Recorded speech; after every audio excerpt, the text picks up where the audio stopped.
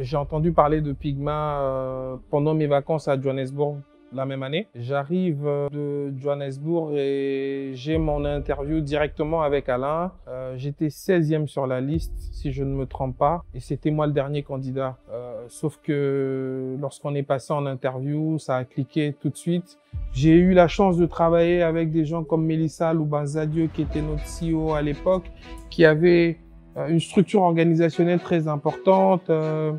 J'ai travaillé aussi avec Mike Bouka, qui à l'époque qui gérait toute la clientèle, donc nous avions travaillé sous lui à l'époque. Alain qui était sur nous, où il disait tous les jours, on parle pas d'attendre, le verbe attendre n'existe pas, je vous prends $1.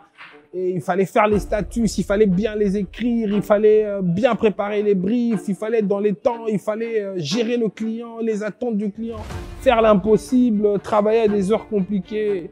Waouh, c'était intense, mais voilà, j'ai que de beaux souvenirs et que des grands moments dans mon esprit. Le temps que j'ai passé chez Pigma était suffisant pour que je puisse comprendre avec clarté où je voulais aller, ce que je voulais faire. Je sortais d'une école de commerce au Maroc en arrivant. J'avais des atouts, j'avais des compétences, mais Pigma m'a mis en lumière. J'ai tout de suite basculé chez un telco parce que j'avais ce cachet Pigma. Alors à l'époque, je ne le réalisais pas vraiment de par les anciens de Pigma et que avoir Pigma dans son CV, c'était un credential très important par rapport au projet sur lequel on a travaillé, par rapport aux réalisations de Pigma. J'ai compris qu'Alain était un grand visionnaire. Grâce à Pigma, notre métier, la communication, a pris énormément de valeur, énormément d'ampleur. Aujourd'hui, je préside Vision Communication Congo. Je suis Head of Marketing Communication chez Rossure Assurance et je présente le Congo Mindset comme podcast. Ce mindset